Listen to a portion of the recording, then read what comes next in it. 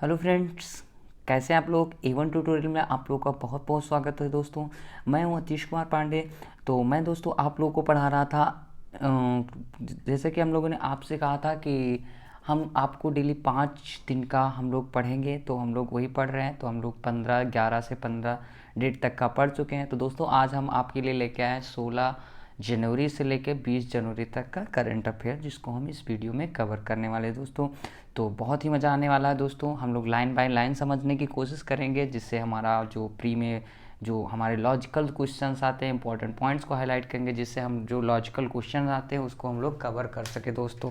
तो हम लोग कोशिश करते हैं। तो पहले दोस्तों मैं देख रहा हूँ कि पहला जो मेरा पॉइंट है, कह रहा है इंडिया जापान MOU इन ICT सेक्टर।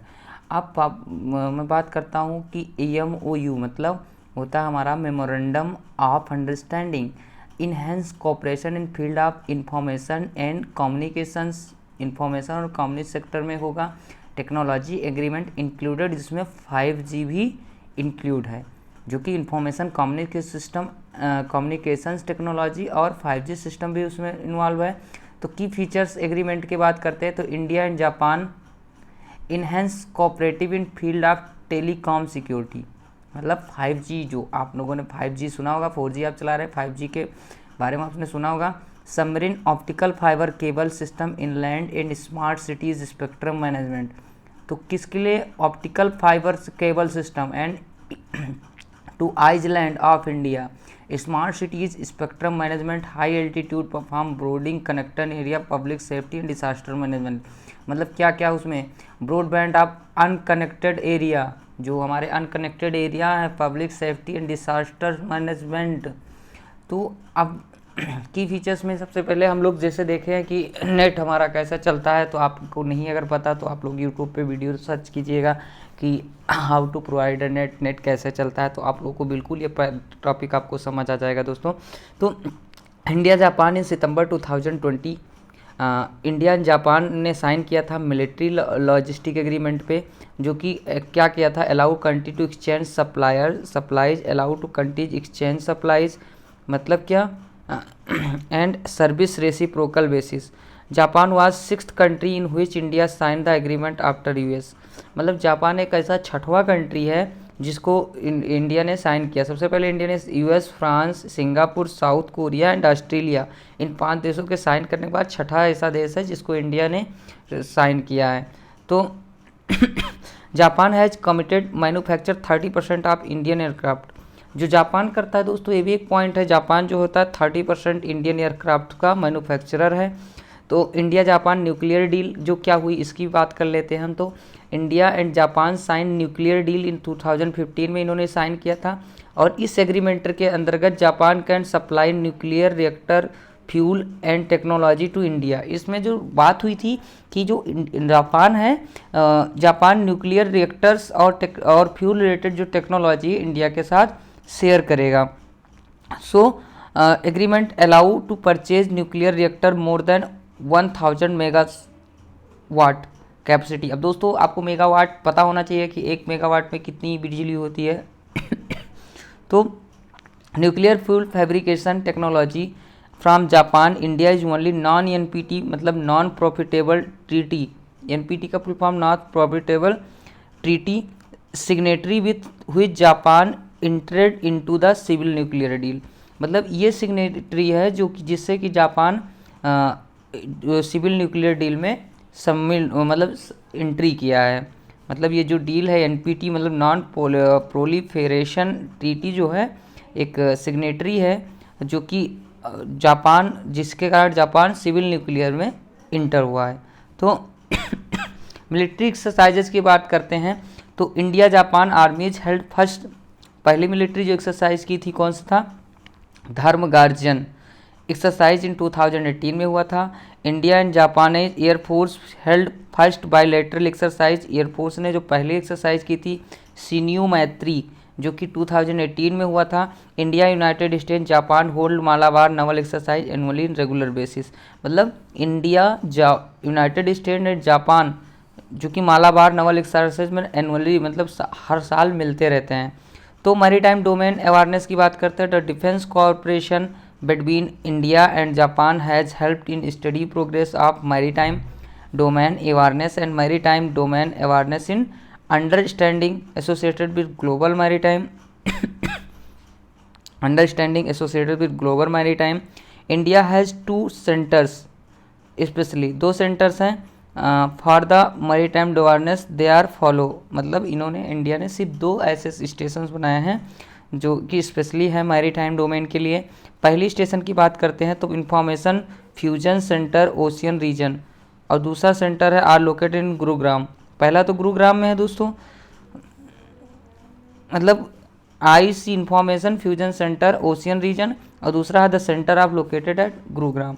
तो ये दोनों हमारे जो हैं IMAC का मतलब ये अगर पूछा जाता है IMAC है तो इसका फुल फॉर्म है information fusion centre India ocean regional. और यहाँ पर ये चीज़ें हमारा IFR IOR ये सारी चीज़ें हमारे यहाँ पर फुल फॉर्म आपको देखने लायक है, क्योंकि इसमें से पूछा जा सकता है कि एग्रीमेंट क्या है, तो आपको क्वेश्चंस में इससे पता चल जाएगा. अब दूसरा बात करते हैं दोस्तों, तो दूसरी बात कर ले हमते हैं तो प्रारंभ तो स्टार्टअप इंडिया इंटरनेशनल समिट है. तो प्राइम मिनिस्टर नरेंद्र मोदी ने जो इंटरेक्ट किया startup address startup India international summit, जिसको प्रारंभ नाम से जानते हैं.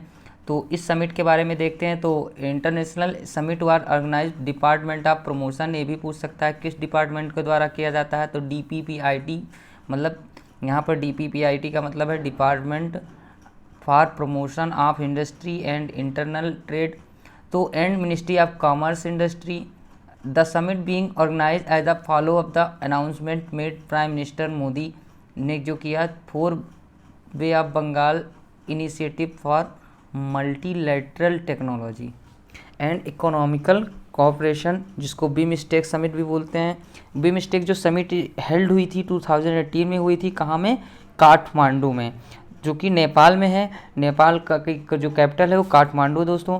तो during the summit India committed host BIMSTEC startup complex, मतलब इस समिट में इंडिया जो है कमिट किया था एज अ होस्ट. बीमस्टेक का मतलब होस्ट माना गया था. अब सिग्निफिकेंस की बात करते हैं तो the summit bring together speak over world, मतलब जो समिट है, जो summit will speak over world, मतलब ओवर वर्ल्ड मतलब वर्ल्ड लेवल पर लिया जाएगा स्पीकर्स फ्रॉम ओवर वर्ल्ड. और द बिल जो इसमें स्पीकर्स होते हैं एक साथ from the all over world, कहीं से भी आ सकते हैं. This will facilitate discussion of innovation, जो कि डिस्कस होगा technologies robust and policies and enable international organisation and government and their views threat driving and problem of challenges. इन सब के बारे में जो फैसिलिटेट डिस्कशन होगा इनोवेशन में, ये चीज़ें होंगी. क्या क्या होगा हमने देखा, रोबस्ट पॉलिसीज़ और enable international organisation and government and their driving thems and solve problem and challenges. तो summit also mark 15th anniversary of startup India initiative. जो समिट हुआ ये कौन सा 15th एनिवर्सरी हो गया. Startup India initiative was launch by prime minister, जो कि स्टार्टअप इंडिया जो लॉन्च किया गया था 16 जनवरी 2016 को किया गया था. Summit will be largest startup conclave being organised by the government of India. ये किसके द्वारा किया गया, गवर्नमेंट ऑफ इंडिया के द्वारा. Since last startup India more than 25 countries and 200 global speakers of participate in summit. तो दोस्तों ये भी पॉइंट है कि 25 कंट्रीज़ में हुआ और 200 से ज़्यादा स्पीकर्स ने इसमें पार्टिसिपेट किया. तो ऑब्जेक्टिव इस पर बात करें तो द मेन ऑब्जेक्टिव इस समिट का है जो focus attention of global capital for startup in India, मतलब सबसे ज़्यादा जो मेन अटेंशन देने वाला है हमारा ग्लोबल कैपिटल पर है. Provide opportunity for accessing international market and startup in country, so mobilising domestic capital and evolve enabling policy provision. इसीलिए क्या होता है, जैसे जो स्टार्टअप इंडिया है प्रोवाइड एक अपॉर्चुनिटी आपको प्रोवाइड करती है एक्सेसिंग इंटरनेशनल मार्केट्स में, आपको एक्सेस करने का एक अपॉर्चुनिटी प्रोवाइड करती है. और mobilising domestic capital evolve enabling policy, मतलब जो डोमेस्टिक कैपिटल्स है और पॉलिसीज़ हैं इनको इवॉल्व और प्रोविजन का हक देती है. तो startup India was launch to promote, क्या क्या, promote to support startup by the providing banks finances, मतलब स्टार्टअप में कोई भी काम आप स्टार्ट कर रहे हैं तो उसके फाइनेंसेस में हेल्प करके आपको बता रहा है। तो इट इज़ फॉलो। अब इसमें जो मेन पिलर्स हैं इनके, उसकी हम बात करते हैं। तो प्रोवाइड फंडिंग सपोर्ट, पहली चीज़ आपको प्रोवाइड करती है incentive startup, provide industry academic partnership, simplification of hand holding, also startup India focus on country mobilising domestic capital evolve inability and policy. तो प्रोवाइड इंडस्ट्री एकेडमिक बात हो चुकी, सिंप्लीफिकेशन इन 3 points में मैंने बात की। तो startup India focus on discarding restrict state government policies such as land permission, licence raj and foreign investment, environment and clearance wrist, इन सब का स्टार्टअप इंडिया जो है सपोर्ट प्रोवाइड करती है, जिसमें land permission, licence raj, foreign investment proposal and environmental clearance, इन सब का प्रोवाइड करती है। तो दोस्तों आपने पॉइंट टू पॉइंट एक बार इसको फिर से आप रिवाइज कर लेना दोस्तों, क्योंकि अगर मैं फिर से आपको बार बार वही चीज़ रिवाइज कराऊंगा दोस्तों तो फिर वीडियो बहुत बड़ी हो जाएगी और हम लोग 1-2-3 घंटे नहीं कवर कर पाएंगे दोस्तों। तो हम लोग इसलिए आप लोग उसको बारी बारी से आप रिवाइज कर लेना दोस्तों। और आप हमारे चैनल टेलीग्राम पे आप हमारा चैनल मिल जाएगा दोस्तों, A1 ट्यूटोरियल नाम से, A1 IS या A1 ट्यूटोरियल्स नाम से मेरा चैनल मिल जाएगा। तो दोस्तों आप वहाँ पे जाके स्टडी मटेरियल आप डाउनलोड कर सकते हैं दोस्तों, वहाँ पे आपको पूरा प्रोवाइड हो जाएगा, आप जाके वहाँ पे ज्वाइन कर सकते हैं। मैं तो इम्पीचमेंट ऑफ डोनाल्ड ट्रम्प दोस्तों, 16 अगस्त को एक डोनाल्ड ट्रंप ने एक इम्पीचमेंट दिया। तो आइए देखते हैं वो इम्पीचमेंट क्या था, डोनाल्ड ट्रंप ने ऐसा क्या इम्पीचमेंट दिया। तो दोस्तों हम देख रहे हैं कि Donald Trump has become first president of country to be impeach twice. एक ऐसे राष्ट्रपति हैं, ऐसे प्रेसिडेंट हैं जो 2 बार इन्होंने इम्पीचमेंट दिया। भाई पहली बार कब दिए थे इसको ढूंढना आपको है। तो इम्पीचमेंट, डोनाल्ड ट्रंप का जो इम्पीचमेंट हुआ उसके बारे में हम देख रहे हैं। तो the house of representative United State recently wanted to charge president Trump with initiative mobs attack US Congress. Recently president Trump instructed his supporters to march into US capitol building. आपने न्यूज में तो पढ़ा होता है, US capital मतलब मार्च करने के लिए उन्होंने सपोर्ट किया। overturn the US president elections held in 2020. This ended up in arm of stand up. तो मतलब कि इन्होंने क्या किया, जो हाउस ऑफ रिप्रेजेंटेटिव था voted change president Trump of inciting move attack on US Congress, US Congress जिसमें हमारे जॉय बाइडेन जी बने हैं। तो उसमें क्या हुआ, इन्होंने क्या किया, मार्च किया, अपने जो सपोर्टर्स थे इनको इन्होंने मार्च कराया कैपिटल बिल्डिंग जो कि वाइट हाउस है। इलेक्शन हेल्ड इन 2020, जो इलेक्शन हुआ था उसमें। तो US कॉन्स्टिट्यूशन प्रोविज़न जो क्या कहता है, तो जैसे अपने यहाँ कोई प्रोविज़न होता है कि आप ये नहीं कर सकते, ये कर सकते हैं। तो United State constitution says that there is 2 ways to punish impeachment official, मतलब 2 रास्ते हैं मतलब पनिशमेंट के। तो पहला रास्ता क्या है दोस्तों, तो 1 to remove impeachment official from his office, पहले तो काम है आप रिमूव कर दो। Disqualifying him hold any office honour and profit trust under the United States, मतलब आप कोई भी डिस्क्वालीफाइंग पाएँ तो आप उसको रिमूव कर सकते हैं। Honours and profit trust and United state government. The second way, दूसरा वे है remove an official by the convicting with 2/3 majority, अपने यहाँ जैसे है 2/3 मेजॉरिटी करके आप डिस्क्वालीफाई कर सकते हैं। एक तो आपको अगर अंदर कुछ कमी हो, कुछ चीज़ें ना हो तो आपको डिस्क्वालीफाई कर सकते हैं, और दूसरा क्या हो कि आपको जैसे आप रिमूव कब कर सकते हैं, जब 2/3 आपके पास मेजॉरिटी हो तब आप किसी भी इम्पीचमेंट को आप रिमूव कर सकते हैं। ये US की हमारी जो US का है कॉन्स्टिट्यूशन ये कहता है।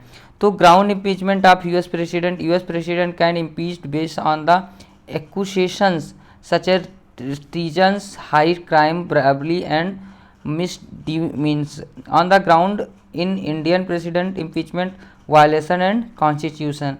So processes of impeachment of US president, first house of representative of United States has voted the charge, मतलब जो फर्स्टली हाउस ऑफ रिप्रेजेंटेटिव है US का वोट फॉर चार्ज, मतलब चार्ज के लिए वोट किया जाता है।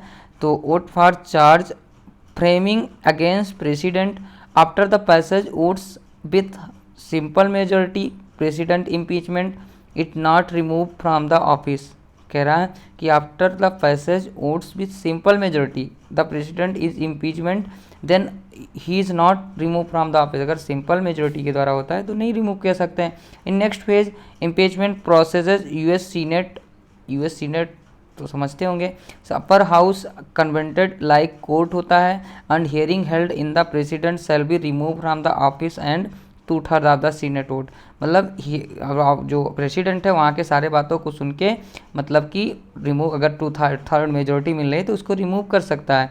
अब इम्पीचमेंट के जो प्रोसेस होते हैं इंडिया में देखते हैं तो क्या होते हैं। Impeachment process of Indian president, impeachment charge of Indian president initiative in Lok Sabha और इन राज्यसभा। मतलब जो इम्पीचमेंट होता है, अब एक क्वेश्चन दोस्तों पूछा जा सकता है क्योंकि ये करंट टॉपिक से, तो करंट टॉपिक से इम्पीचमेंट से रिलेटेड दोस्तों पूछा जा सकता है, तो यहाँ पे बिल्कुल ध्यान देने वाली बात है। तो after the impeachment resolution part by majority of 2/3, हमने बताया था कि जैसे उसमें दूसरा प्रोसेस था, पहला तो आपका कोई कमी आ जाओ, दूसरा था आपका 2/3 मेजोरिटी पे, तो 2/3 majority of one house sent to the impeachment charge of Indian president. अब एक हाउस से 2/3 मेजोरिटी के बाद कहाँ इंडियन प्रेसिडेंट के पास भेजा जाएगा, आदर इन लोकसभा और राज्यसभा के द्वारा। After the impeachment resolution passed by the majority of 2/3 of one house is sent to the other house. अब दूसरे हाउस में the house investigate the charge of other house also sustain and charge and impeachment resolution in brown it. If the impeachment resolution is passed with 2/3 majority, the president said to be impeachment। अगर मान लिया 2/3, मतलब मान लो मैंने लोकसभा ने पास किया, Lok Sabha direct president को दे दे या फिर लोकसभा राज्यसभा को दे, और फिर उसके बाद फाइनली जब देखा है अगर राष्ट्रपति की दो के पास वैसे 2/3 मेजोरिटी है तो वो उस इम्पीचमेंट को साइन कर देगा। ठीक है, वो एक उसको इम्पीचमेंट मानेगा दोस्तों। तो अब बात करते हैं तीसरा पॉइंट, तो हमने 2 पॉइंट देख लिया, अब इसमें बात करते हैं ग्रेट ग्रीन वॉल इनिशिएटिव क्या होता है। तो great green wall was Sahel and Sahara initiative recently receive 14 billion US$ funds recent on planet summit for biodiversity. किसके लिए मिला? One planet summit for biodiversity. The funding to be use to restore, क्या क्या के लिए use होगा? Restore degrade land, strength resilience, create green jobs, protect biodiversity among the financiaries, and World Bank committee $5 billion US$, African Development Bank committed $6.5 billion USD, government of France and 14 billion USD। तो हमने क्या देखा, तो ये जो funding है किस लिए? रिस्टोर लैंड डिग्रेडेड के लिए, स्ट्रेंथ रिसाइलेंस के लिए, ग्रीन जॉब्स के लिए, प्रोटेक्टिव बायोडाइवर्सिटी के लिए इतने किए गए। वर्ल्ड बैंक ने $5 बिलियन US जो UN अफ्रीकन डेवलपमेंट में कमिटी में दिया है 6.5 billion US$, government of France committed में दिया हुआ है 14 बिलियन US$। तो what is a great wall initiative? अब ग्रेट वॉल इनिशिएटिव क्या है दोस्तों? तो हम देखते हैं ग्रेट वॉल इनिशिएटिव की बात करें तो Great wall initiative aim to transform lives 10 million African by growing 800 kilometre long 15 kilometre wide mosaic trees. मतलब इन्होंने कहा 1 million African by growing 8000 kilometre, total 8000 kilometre long 15 metre wide, मतलब 8,000 मीटर की long और 15 metre wide trees vegetation grassland. इन्होंने trees vegetation grassland provide करने का वो किया है। The great green Wall is African lead initiative was started in 2017 by African Union to combat desertification land degradation dot and project aim to restore 1000 million hectare of degraded land. मतलब इसका जो M है कितना करने से कितना 100 million hectare degraded land हो जाएगा 2030 तक। So far between 2007-2019 the great green wall initiative has restored only 4 million hectares of land. इन्होंने कितना किया है 4 मिलियन हेक्टेयर इन्होंने लैंड डिग्रेडेड किया, मतलब रिस्टोर कर लिया है। तो की objective of great wall initiative की बात करते हैं तो initiative aim to sequester 250 million tons of carbon, create 10 million green jobs. मतलब जो इनिशिएटिव का एम है कि 250 मिलियन टन्स कार्बन, मतलब जो 50 मिलियन टन्स कार्बन है, क्रिएट 10 मिलियन ग्रीन जॉब्स, वो 10 मिलियन ग्रीन जॉब्स दे सकता है। It will support the African communities, जो अफ्रीकन कम्युनिटीज़ को सपोर्ट करेगा to grow fertile land and increase economy, मतलब तो फर्टाइल लैंड इंक्रीज करने में हेल्प करेगा और इकोनॉमी को बढ़ाने में हेल्प करेगा। जैसे क्या होता है दोस्तों, प्लांट्स को आपको प्लांट्स कार्बन डाइऑक्साइड रिक्वायर होता है दोस्तों, तो कार्बन डाइऑक्साइड रिक्वायर, जैसे एक गाड़ी लगभग कुछ किलोमीटर चलने पे जितना उसको छोड़ती है उतना पर डे इसको ऑक्सीजन रिक्वायर होती है। तो ये क्या काम करता है दोस्तों, कार्बन को यूटिलाइज करके हमें ऑक्सीजन देता है और हमें डिग्रेडेबल लैंड बना सकता है। तो youngest population, the project will help to create climate resilience and region of temperature rising faster, जो टेम्परेचर है इसी कारण जैसे हमारा कार्बन की क्वांटिटी ज़्यादा बढ़े जिससे क्या होता है टेम्परेचर बढ़ रहा है। आपने पढ़ा होगा ग्रीन रेवोल्यूशन। सो सस्टेनेबल डेवलपमेंट दोस्तों, सस्टेनेबल डेवलपमेंट होता है सस्टेन करना, मतलब चीज़ों को बचा के रखना, भविष्य के लिए अपनी चीज़ों को बचा के रखना सस्टेन कहलाता। तो great green wall initiative will contribute 1517 United Nation sustain development goals.